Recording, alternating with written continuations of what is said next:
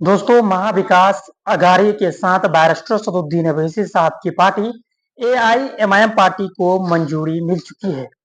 दोस्तों, पूरी खबर इस वीडियो में हम आपको बताने की कोशिश करेंगे। क्या सही में यह खबर जो हमें सोशल मीडिया के जरिए हमें जो जानकारी मिली है और कुछ सूत्रों के हवाले से भी हमें जानकारी मिली है कि एआईएमआईएम पार्टी को महाविकास अघाड़ी में शामिल किया जाएगा।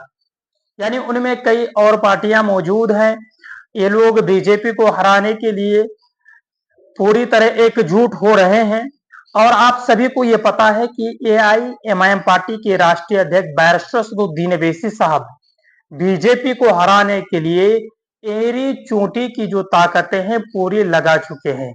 इसलिए कि देखते हैं, मुखर होकर एक ही लीडर है जो हमेशा से ही बीजेपी के खिलाफ बोलते हैं। एआईएमआईएम पार्टी के नेता लोग, बैरिस्टर सदुद्दीन अवैसी साहब हो या बैरिस्टर सदुद्दीन अवैसी साहब के विधायक हो या उनके पार्षद हो, हमेशा वो लोग या एआईएमआईएम पार्टी के कोई भी नेता हो, वो लोग बेझिझक निडर होकर बीजेपी से सामना करते हैं।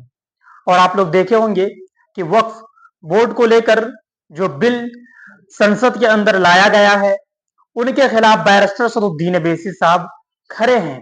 बैरिस्टर सदुद्दीन अवैसी साहब संसद के अंदर भी उनका विरोध किया और संसद के बाहर भी उनका विरोध किया। दोस्तों, इस वीडियो में हम बात करेंगे महाराष्ट्र विधानसभा चुनाव के बारे में।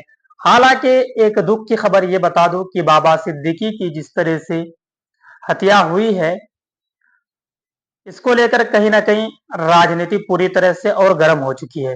राजनीति में सन्नाटा भी छा चुकी है, इसलिए कि मुसलमानों को टारगेट किया जा रहा है।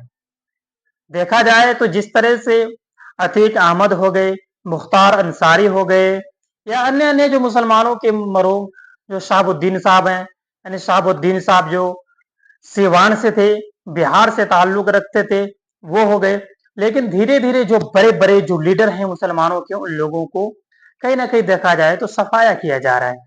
लेकिन सरकार अभी तक खामोश है। सरकार को कामयाबी नहीं मिल रही है, ना प्रशासन को कामयाबी मिल रही है, ना प्रशासन रोक पा रही है इस जंगल राज को, ना ही सरकार रोक पा रही है। तो दोस्तों, चलिए बात करते हैं महाराष्ट्र विधानसभा चुनाव के बारे में। महाराष्ट्र में विधानसभा का चुनाव काफी करीब आ चुके हैं और सभी पार्टियां राजनीतिक गलियारों में कूद चुके हैं, राजनीतिक की मैदानों में कूद चुके हैं। और एआईएमआईएम पार्टी भी ताल ठोक रही है महाराष्ट्र में कि हमारी पार्टी महाराष्ट्र में विधानसभा का चुनाव पूरी मजबूती के साथ लड़ेगी। हालांकि आपको बता दूं, एआईएमआईएम पार्टी के पास दो विधायक भी है महाराष्ट्र में। एक धुलिया से आते हैं और एक विधायक है, यानी दो उनके विधायक अभी मौजूद हैं। एक फारूक साहब, एक मुफ्ती इस्माइल साहब, दो उनके विधायक हैं। एक सांसद थे, तो उनके सांसद इस बार 2024 का जब लोकसभा का चुनाव हुआ तो वहां पे उन्हें हार का सामना करना पड़ा। लेकिन लोगों का जो प्यार, जो मोहब्बत जो पहले देखने को मिल रहा था, उसी तरह अब भी मिल रहा है। तो दोस्तों, आपको बताता चलूं कि एआईएमआईएम पार्टी पूरी मजबूती के साथ विधानसभा का चुनाव लड़ेगी महाराष्ट्र में। और खबर यह निकल कर आ रही है कि वो जो बीजेपी के खिलाफ जो गठबंधन है, उस गठबंधन में वो भी शामिल होंगे। लगातार प्रयास जारी है और एआईएमआईएम पार्टी ने जो पत्र सौंपा है महाविकास अघाड़ी को, उनमें एआईएमआईएम पार्टी का ये कहना है कि हमें 20 से 25 सीट चाहिए। 20 से 25 सीट मुस्लिम बहुल्य सीट होनी चाहिए, वहां पे हमारी पार्टी चुनाव लड़ेगी और पूरी मजबूती के साथ उन सीटों को फतेह करेगी, यानी उन सीटों पर कामयाबी मिलेगी एआईएमआईएम पार्टी के उम्मीदवारों को और बीजेपी को सत्ता से उखाड़ फेंकेंगे। तो दोस्तों, अब देखना होगा कि एआईएमआईएम पार्टी को ये लोग गठबंधन में लेते हैं या नहीं। अगर एआईएमआईएम पार्टी को गठबंधन में नहीं लेंगे तो भी एआईएमआईएम पार्टी महाराष्ट्र में विधानसभा का चुनाव लड़ेगी। ये पूरी तरह डिक्लेयर हो चुकी है। एआईएमआईएम पार्टी के प्रदेश अध्यक्ष जनाब इम्तियाज जलील साहब ने ये ऐलान कर दिया है कि हमारी पार्टी महाराष्ट्र में पूरी मजबूती के साथ चुनाव लड़ेगी। तो दोस्तों, इस वीडियो को आगे आप लोग खूब शेयर करें।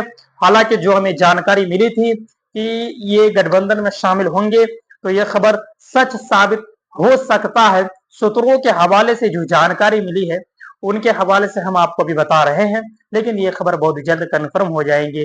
वो बीजेपी को हराने के लिए बीजेपी के जो विपक्ष के जो गठबंधन होंगे उसके गठबंधन में एआईएमआईएम पार्टी शामिल होंगे और इंशाअल्लाह इस बार एआईएमआईएम पार्टी महाराष्ट्र में एक इतिहास रचेगी।